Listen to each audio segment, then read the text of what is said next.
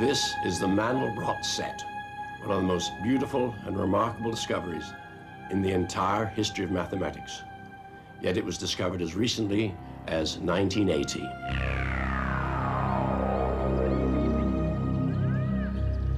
The invention of the silicon chip in the 1970s created a revolution in computers and communication, and hence transformed our way of life.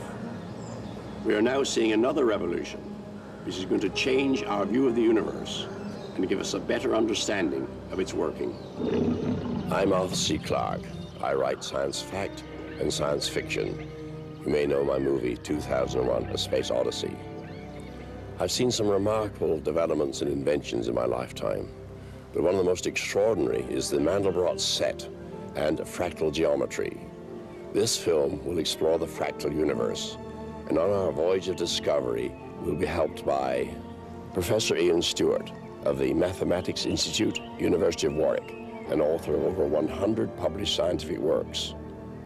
Dr. Michael Barnsley, former professor of mathematics at Georgia Institute of Technology, who received a $2.5 million government grant in 1991 to develop fractal image compression systems. Professor Stephen Hawking, the mathematician and cosmologist, and author of the best-selling book, A Brief History of Time. And finally, Dr. Benoit Mandelbrot, whose unorthodox mathematics led to the discovery of the Mandelbrot set and fractal geometry.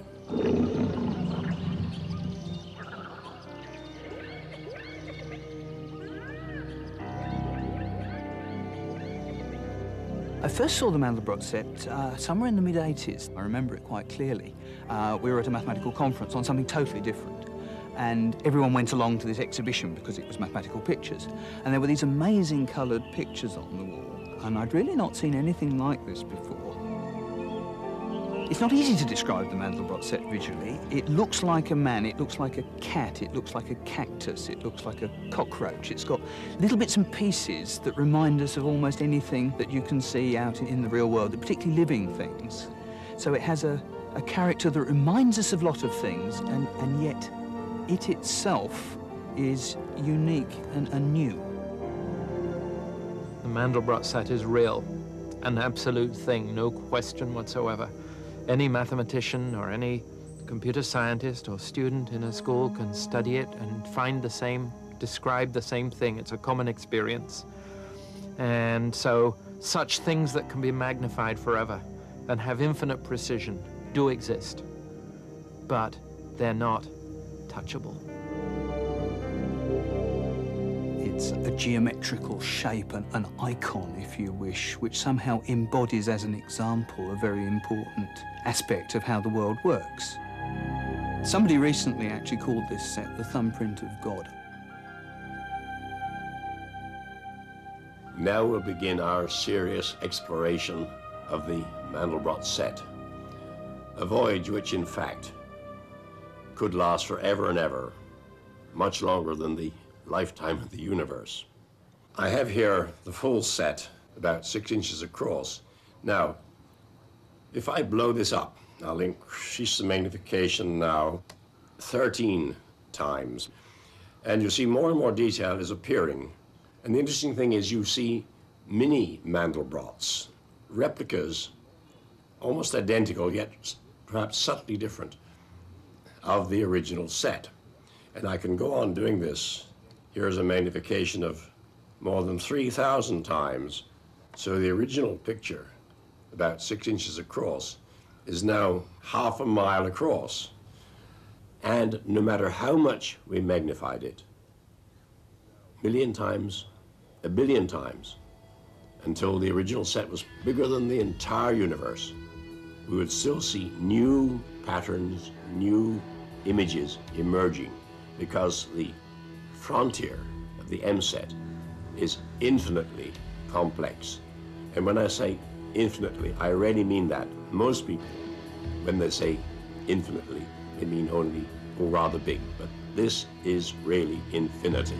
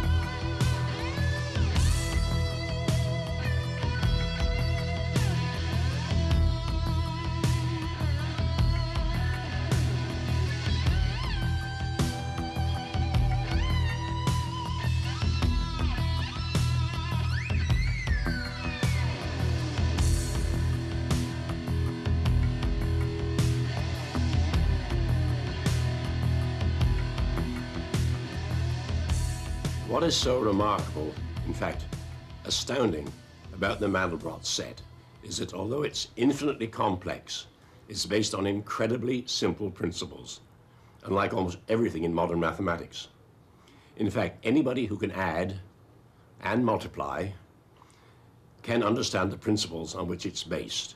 You don't even have to subtract or divide, still less use logarithms or trigonometrical functions to comprehend how the Mandelbrot set is created. In fact, in principle, it could have been discovered any time in human history and not merely in 1980.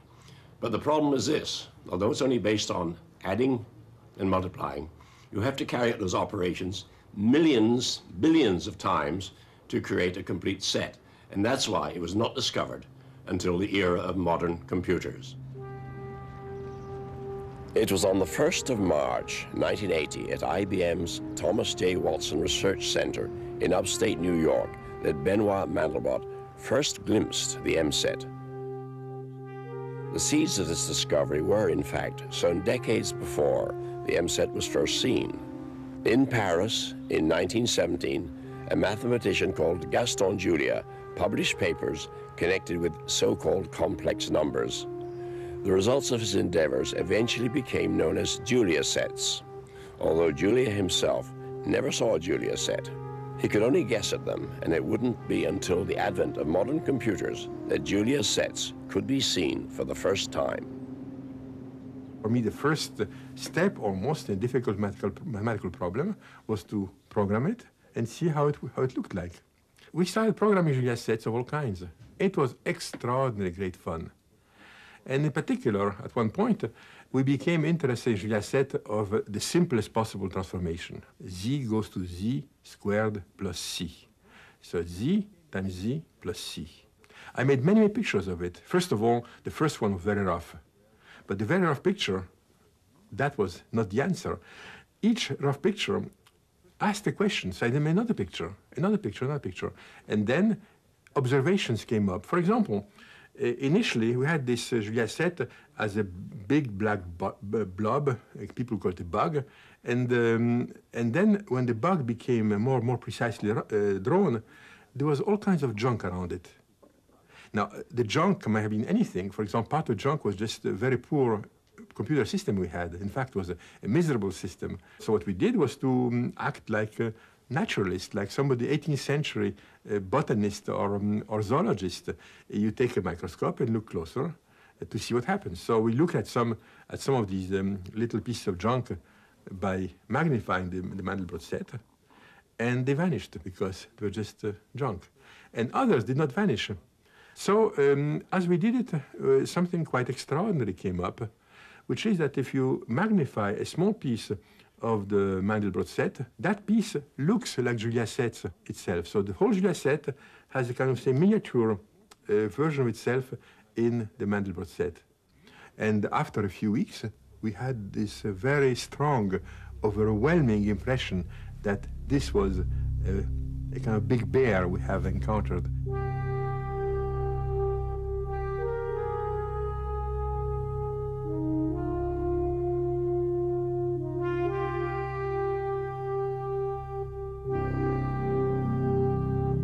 I think the most important implication is that from very simple formulas, you can get very complicated results. It's fundamental from viewpoint of the very base of science, because what is science? We have all this mess around us, things are totally incomprehensible, and then eventually, more or less rapidly, more or less hard to achieve, we find simple laws, simple formulas. In a way, a very simple formula, Newton's law, which is just also a few symbols, can, by hard work, explain the motion of planets around the sun and many, many other things to the 15th decimal. It's marvelous. A very simple formula explains all these very complicated things. There's an interesting parallel with the equation that almost everybody is familiar with, the only equation almost everybody is familiar with, E equals mc squared, Albert Einstein's equation that says matter and energy are equivalent to each other. That was a very simple equation with very far-reaching consequences. And the equation for the Mandelbrot set is equally simple. Z equals z squared plus c.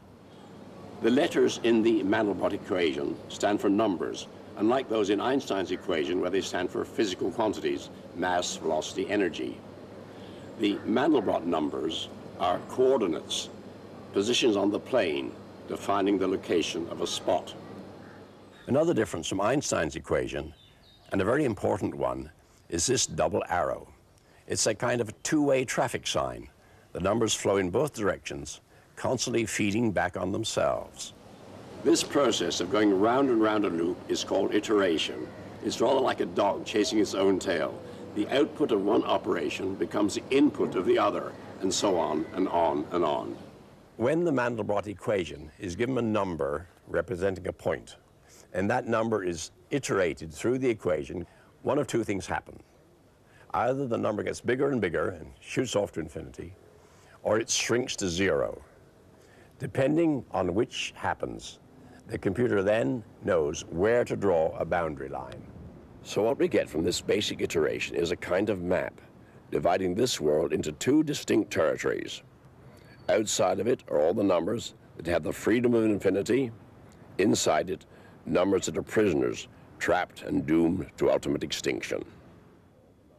Think of a computer screen. You're looking at each individual little element, each pixel of the screen. You pick one of these pixels, you apply this rule lots and lots of times, and either the pixel moves off and disappears completely from view, or it moves in towards a fixed point in the middle of the screen. And what you do is, you just want to distinguish between going off out to infinity or going into zero. So any point that moves into zero when you apply this rule, you colour that point black. And any point that goes off to infinity, what people tend to do is colour it all sorts of wonderful rainbow hues about how fast it goes away. The important bit's the black bit in the middle. That's all the stuff that doesn't escape when you keep applying this rule. Now, the colours are completely arbitrary. They could be anything, but they are not meaningless. A very good analogy is the contour map, you'll see, of a mountain range, for example, where the contours are drawn and coloured, the areas are coloured. The highest areas might be coloured white, then brown, then green, and then if you went on into the sea, deeper and deeper blues, just to show where the various levels occur. So it's the same here. You can make the colours anything you like, but they do define the different areas of calculation. And you can change them and get the most gorgeous results. Just look at this. Now, you may think that the frontiers are moving, but there's no motion whatsoever. Only the colors are cycling, in or out. Nothing is moving.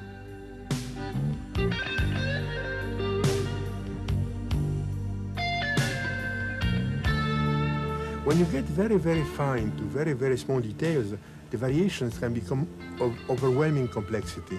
So complex that no single picture can possibly give justice to them. It's impossible in a black and white or color picture to show how complicated it is. The only way is to use what we call the color cycle. That is, the colors change regularly, and each set of colors in a way reveals a different property of these variations, a different variation.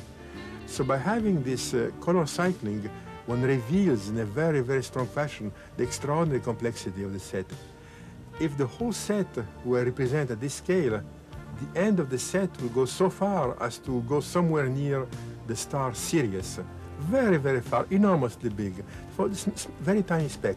Yet in the middle of a speck, you see an exact replica of the whole.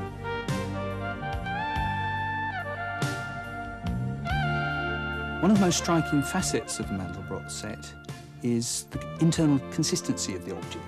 It all hangs together. And if you look at the boundary and zoom in, if you look in just the right place, what you see is baby Mandelbrot sets, perfect in every detail. They're just slightly bent compared to the real set. You can't even see that, but if you look closely, they are. And they're decorated by slightly different external features. And then by the same token, if you zoom into the boundary of those, you see baby Mandelbrot sets, the second generation. And inside those, the third generation. It goes on forever. And so you're seeing islands of order in a sea of chaos.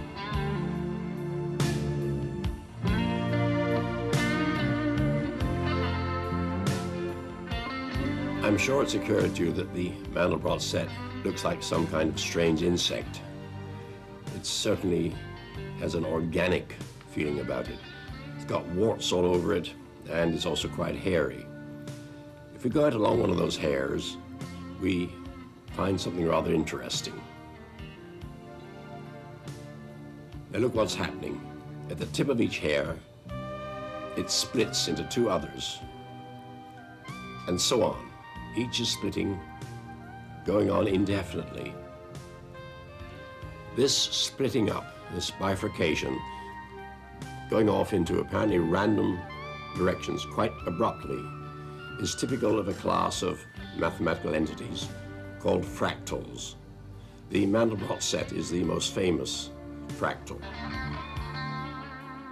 The word fractal means any geometrical structure that has detail on all scales of magnification. No matter how big you make it, you still see extra new details you didn't see before. And the name was actually invented by Mandelbrot himself. He felt he had to have a name for this area he realized he was working in. And so he coined the term fractal because it conveys this feeling of fragmented, broken, fractional, irregular. It took a long time for us to emerge and start to look out at the other part of the physical observable universe, not as narrow studied little entities, the scientist who studies the flea on the back of the flea on the back of the flea, but rather being able suddenly to look out at the totality of nature and then say, my goodness me, we've got nothing to describe this with. Clouds are not made with straight edges. Trees are not circles. They're not triangles. They're something very, very different indeed. But there's a continual kind of a pattern that I can see as I look at the edge of a rising cumulus cloud, one of those very, very wrinkly, coruscated clouds that has such fine structure in it. And you say, but there's no lines or circles there. The wonderful discovery has been that there's an extension of classical geometry, Euclidean geometry, which is called fractal geometry. Fractals are shapes which we are extraordinarily used to in, how to say, our subconscious, ill-organized life. For example, everybody knows that if you take a map of Britain on a small school globe, you see a very simplified shape. Cornwall is just a kind of triangle, and Wales perhaps a little rectangle. You cannot put the details on a small map. If you look at in a larger map, you add more detail. The closer you come in a certain sense, imagine yourself like somebody coming on a rocket. From far away you see very little, and the closer you come, the more detail you see. If we come very, very close, you begin to see rocks, and finally the idea of coastline disappears, because one doesn't know any longer where is land and where is water. So indeed was arose in my mind to put together a geometry based upon many known facts in mathematics, scattered facts in mathematics, many scattered facts in our experience, many scattered facts in the results of what scientists had done of various kinds, all kinds of putting together all these things and using them as bricks, if you will, of a new building, which is a new geometry, which is a geometry of shapes which are equally rough at all scales.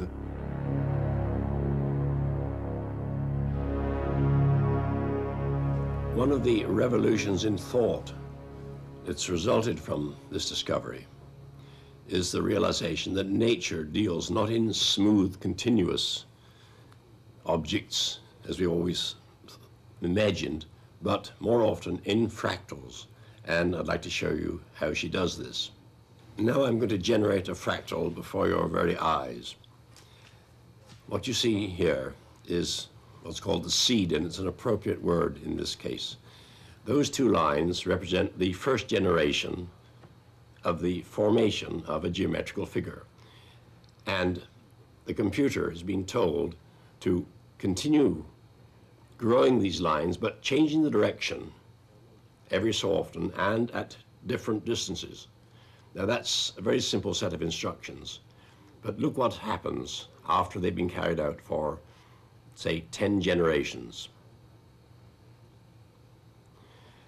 The tree I showed here, and it does look very much like a tree in nature, is symmetrical because the two branches at the beginning were the same length, off in the same direction.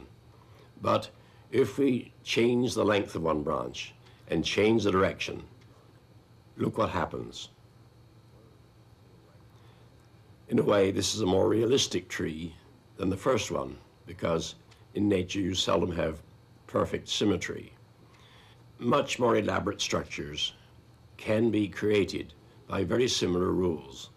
I'd like to emphasize that all these shapes or objects, whatever you call them, although they look real, are generated entirely in the computer by following out a few simple instructions and repeating them over and over again. This is the way in which nature creates things. It's exactly like the DNA in a butterfly's egg. Somehow that unravels and unrolls to form the extraordinary and beautiful pattern on a butterfly's wing with its myriads of colors and form. Somehow it's hidden in that seed in the DNA, and not only that, but the wings themselves probably only occupy a relatively small part of the total DNA. They are, if you like, a little formula that is unraveled by the process of growth and deterministic following of rules to form this natural and beautiful thing.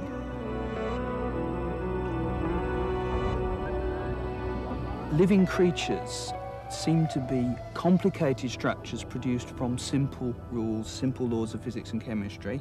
And a lot of the structure that you see in living creatures, this organic but pattern structure, leaves on trees, ferns particularly, things like that, have the same feature that the Mandelbrot set has of you look at little pieces of them and they have lots and lots of detail.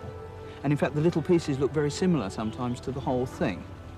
It's very tempting to compare the way a simple formula produces a complicated Mandelbrot set with the way very tiny things in nature produce complicated organisms. And there are certainly some similarities in that there is the same kind of unfolding of a process. The instructions are there, but not an actual description of the object. Once you develop a fractal geometer's eye, you can't help but see them everywhere. Every single thing you see is one way or another described by reference either to itself or to something else in the picture you see. It's as though you're staring at a vast dictionary, but the dictionary words are bits of pictures, and the references, the definitions of the words are made with other bits of pictures. And so you stare at one picture.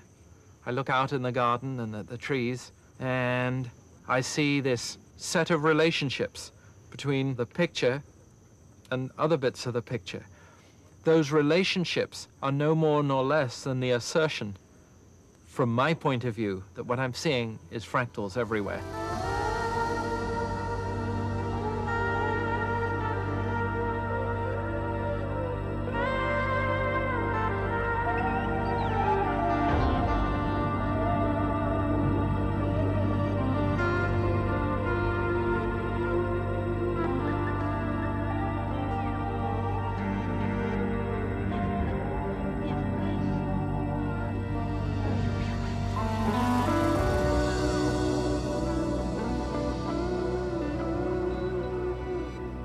The discovery of fractal geometry changes completely the kind of patterns we can look for in nature. And that is a really fundamental change to the sort of things mathematicians and scientists can do. And that's got to have a big effect.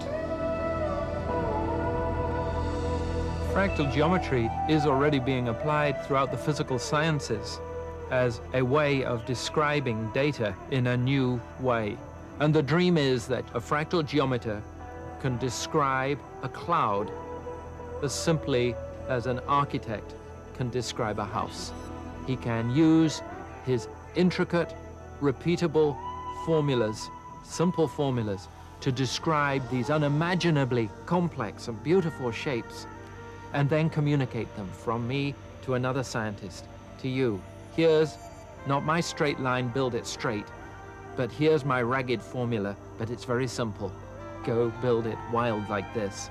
Can sort of think that they might even be the sort of semaphore of nature, of the physical world, of how it tells itself what it's supposed to be.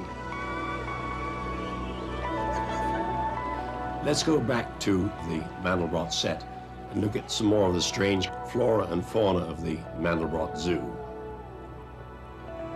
There's a certain similarity between these shapes.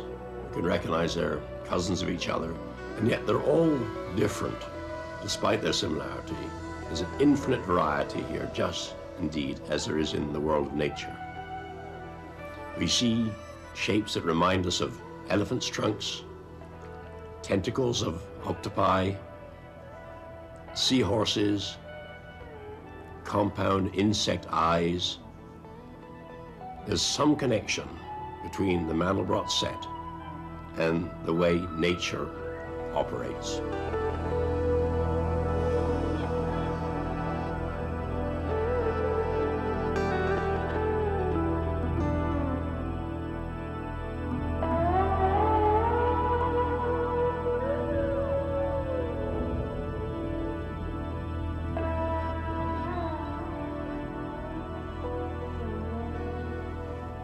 I'm looking at Saturn, one of the most beautiful objects in the sky. In fact, we've discovered quite recently that the beautiful rings of Saturn, which have intrigued astronomers for centuries, do illustrate some of the phenomena we've been discussing in the Mandelbrot set. As you go closer and closer to Saturn, you see more and more detail which no one had ever dreamed of before the space age opened and we were able to get close-ups of Saturn and its rings. It's not surprising that when we have so many examples of fractals and related phenomena here on this planet, there are even more in the heavens. To me, just looking up at the Milky Way is staring at a fractal. It's got an extraordinary dotty character, and yet if you take a magnifying glass to it, that is a telescope, and you look at it ever closer, you find that there are hundreds and thousands more little dots where you thought there was almost none. So you get an immediate example of a structure that seems to go in and in and in with more and more detail.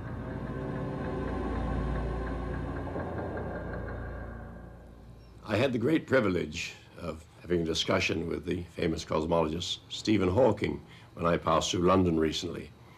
And I said to Dr. Hawking, the Mandelbrot set is infinite in detail. You can explore it forever and ever, zoom into it. The real universe, however, does seem to have limits. As you go down to the micro world, you get, of course, molecules, atoms, neutrons, and perhaps subatomic particles, quarks. But does the real universe go on forever? Is there a limit, a basement, unlike the Mandelbrot set? In the case of the universe, there seems to be a limiting scale. It is called the Planck length, and it's about 1,000,000 billion times smaller than an inch. This means that there is a limit to how complex the universe can be. It also means that the universe could be described by a theory that is fairly simple, at least on scales of the Planck length. I just hope that we are smart enough to find it. He thinks that there is a limit in the real universe. There's a small size below which nothing exists, called the Planck length, which is about 1,000,000,000,000,000,000 millionth of a centimeter, unimaginably small. But that is the fundamental unit of size, the sort of grittiness of the universe, nothing smaller than that. So perhaps the real universe does end there in smallness, but we're not sure. It may indeed go on forever, like the Mandelbrot set. We just don't know yet.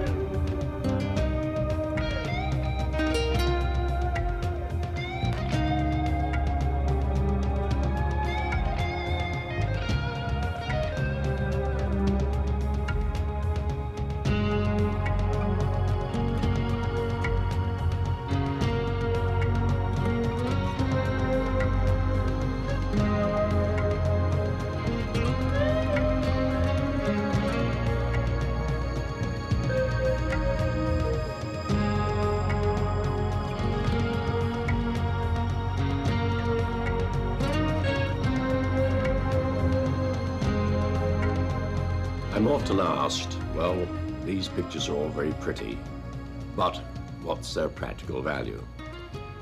And I'm tempted to answer in the famous words of Faraday, who once said, when someone asked him what use were these experiments playing with wires and magnets, what use is a newborn baby?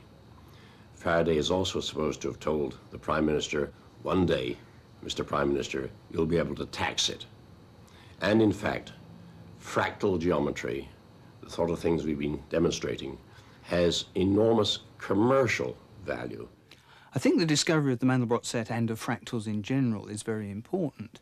It's important at the moment on an intellectual level more than hardcore technological level. There are some applications, but it's not yet put an important new gadget into every home, whereas things like the silicon chip certainly have. So most mathematical developments are like this. The ideas must come first, and then you have to translate them into practical things. And you can already see the beginnings of that translation occurring. No longer do you have to draw a straight line through your data to make science of it. You could actually draw some fractal curve through it, or measure some fractal dimension of the data and do science. So the first application is in terms of a better description of the physical observable world. There's a new branch of mathematics available to all scientists, and that application will stretch on through the centuries now as the primary tool for descriptive physical science. Phenomena of great irregularity are very, very widespread in nature. In the study of what's called condensed matter, polymers, such physical problems, one finds shapes of extremely great complication.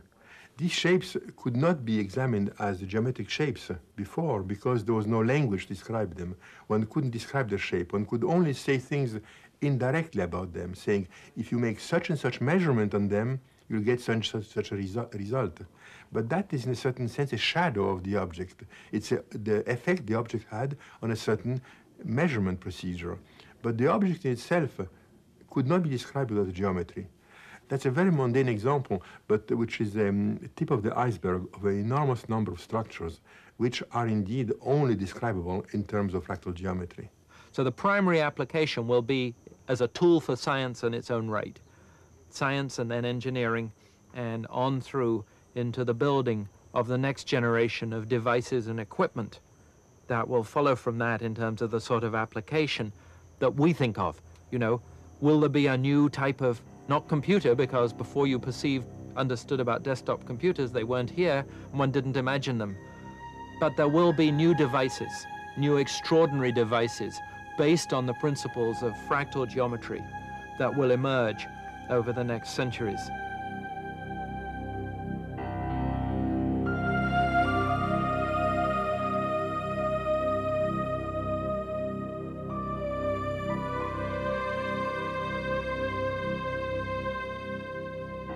Suppose you were the owner of a television station or a satellite which could broadcast just one television program. And somebody came to you and said, with the same amount of power, you can broadcast not one, but 10 programs. What would that be worth to you? Obviously, it would multiply the value of your investment 10 times overnight. Well, that's the sort of thing that fractal geometry makes possible. Atlanta, Georgia, headquarters of Michael Barnsley's Iterated Systems. In 1991, Barnsley received a $2.5 million government grant to develop fractal image compression systems. Corporations such as Microsoft, Mitsubishi, Multicom, and Virgin now use Barnsley's image and data compression software. One of the most exciting moments occurred when I discovered the Collage Theorem. We'd been trying to work out how you could control a certain class of dynamical systems to make pictures of leaves. Then, struggling with the question, it just dawned on me that it was very simple. You needed to form a collage, a covering of the object with copies of itself, smaller, shrunken copies, so that the whole object was tiled with copies of itself. It's a self-reference statement. It's as though you took instead you might take a triangle and cover it with little triangles. You might take a square and cover it with little squares, Well, the theorem said if you took a fern and covered it with little ferns, then you would have created a dynamical system or a formula for a fern. But if you tried to actually create a picture using the collage theorem, it took hundreds of hours of graduate student time working on the problem. And the holy grail at this point for us became the question of, could we find a way to tell a computer, just look at a picture, a digital picture, and automatically go ahead and find the fractal formula for it. The discovery of how to automatically calculate the collage for an arbitrary picture came to me in a dream. From the early days of doing mathematics, I used to have a recurrent nightmare, which was something to do with studying matrices. And they kind of remind one of perhaps an old-fashioned telephone switchboard. Well, in the dream what happened was there was thousands of holes and lots of wires connecting everywhere to everywhere. And it was always a sort of tense muddle between the switchboard with all the wires going everywhere, always in a horrible tangle, and somehow it represented a matrix. I'd had this nightmare many, many times over 20 years. Night of the anniversary of my father's death, 2 years after, suddenly I saw in the dream how you could straighten out the switchboard, how all the wires would become untangled and nicely connected, and how you would join all the wires from big blocks to little blocks in the grid. And I woke up in the morning, I knew I'd discovered it, that this was it. This was the total secret to fractal image compression. How to automatically look at a digital picture, these ones made of the low resolution input, like your eye receives, and how to turn it into A, a formula, and B, an entity of infinite resolution. So the goal is now to be able to capture this fire of Prometheus, if you like, this fractal wonder, put it in a box, and being able to make this available to everyone. Using Michael Barnsley's system, we can now compress images so they require drastically fewer bits to store them. Now, whether you compress or expand an image depends on the same fractal principles, and Barnsley's theories have now become a commercial reality. Let's take a look at one of his programs. If we take a tiny piece of this image, which has been stored in digital form in the normal way, and blow it up, it becomes very pixelated, and they're huge pixels. Now, if we take this very coarse image and pass it through Barnsley's fractal analyzer, we can actually reconstruct the details of the original image. If we then put the two images side by side, the difference is startling. So, where has all this detail come from? Well, this fractal image is a prediction based on the digital data sampled at the original low resolution. And you can, of course, magnify this image just as much as you wish, because, like the M set, it has infinite resolution. What you see are fractal textures, fractal creations that mimic the missing data. They are, if you like, interpolations or predictions, but they're done using fractal geometry. What happens is the original data is modeled by a fractal formula, and then we're looking at that fractal at greater and greater detail. We're all used to seeing, every night on TV, the satellite view of the Earth with clouds moving over continents, showing the formation of storms and so forth. Now, those weather satellites have been operating for decades. What is not so well known is that there are also satellites up there, so-called spy satellites or reconnaissance satellites, which produce images of the Earth, or at least points of particular interest to the military, with thousands of times the definition of the weather satellites. But this means they have to transmit tremendous amounts of data to the ground, far more information than the weather satellites. So therefore, data compression, the ability to squeeze images and send them and then expand them again on the ground, is of enormous importance to the military. And we can thank those satellites for the fact that World War III has not yet broken out, and hopefully never will break out. fractal geometry also has surprising applications in medicine. This is the blood circulatory system of the human body, and yet you'll recognize it. It is a kind of fractal. Now we can understand what is really happening when our blood circulates. Here is the most important fractal of all in the human body, a small portion of the incredibly complex wiring circuit of the brain.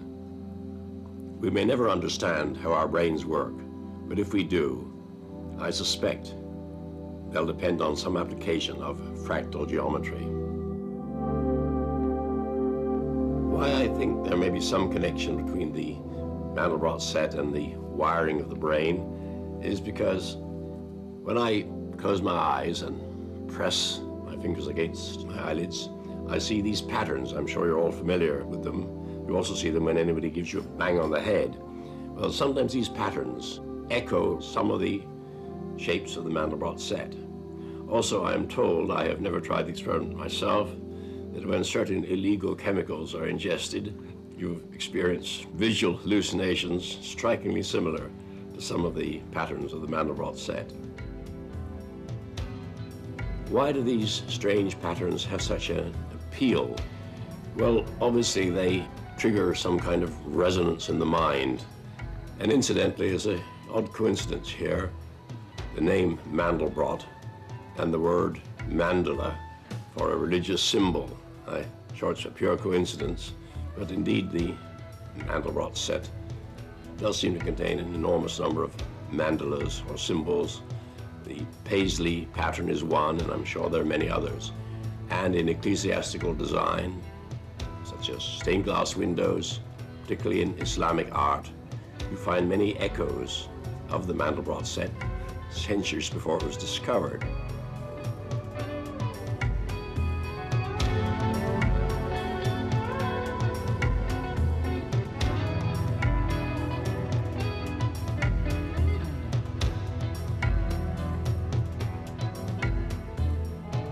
I had an experience which many people repeated and told me about.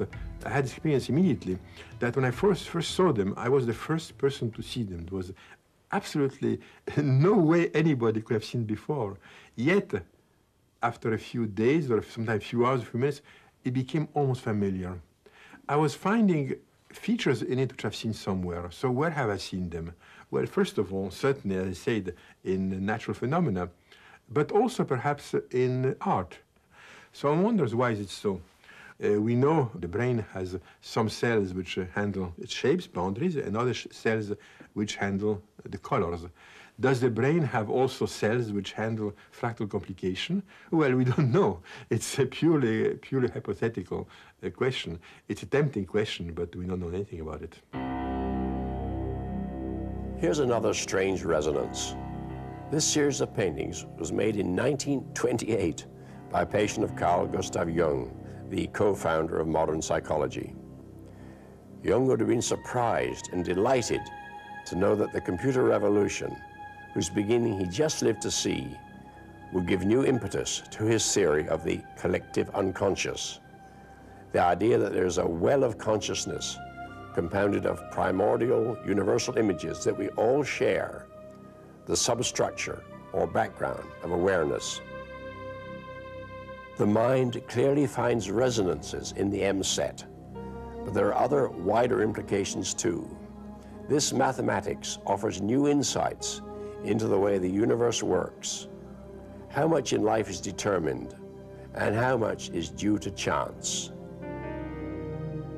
When Isaac Newton came up with laws of motion and laws of gravity, the picture that emerged was of a clockwork universe. It was of a machine that ticked on a predetermined course. All we needed to know was where it was now and what it was doing now, and then you could predict the future forever. And there are two challenges to this.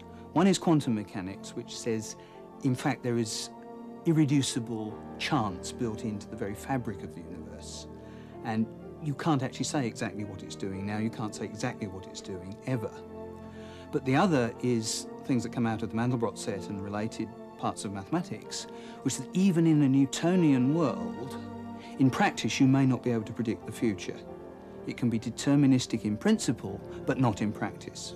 This is how God created a system which gave us free will. It's the most brilliant maneuver in the universe, to create something in which everything is free. How could you do that? Albert Einstein refused to accept the idea of a dice-playing deity. He wrote a letter to Max Born in which he said, "You believe in a God who plays dice, and I in complete law and order." So he obviously felt that chance and deterministic laws were not compatible, and he preferred the deterministic laws. Now, what the Mandelbrot set and chaos and related things have done for us is to show that you can have both at the same time. So it's not whether God plays dice that matters, it's how God plays dice. I can tell you, exploring this set, I certainly never had the feeling of invention. I had never the feeling that my imagination was rich enough to invent all these extraordinary things. I was discovering them. They were there, even though nobody had seen them before. It's marvelous. A very simple formula explains all these very complicated things. So the goal of science is starting with mess to explain by simple formula. That's the kind of dream of science. And in this case, the dream is implemented in a fantastic fashion.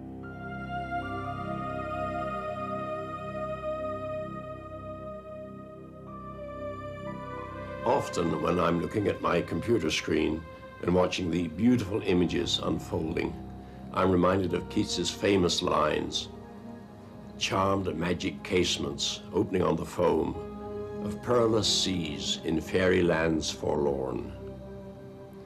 The Mandelbrot set is indeed one of the most astonishing discoveries in the entire history of mathematics.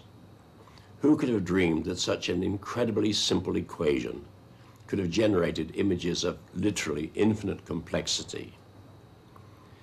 We've all read stories about maps that revealed the location of some hidden treasure. Well, in this case, the map is the treasure.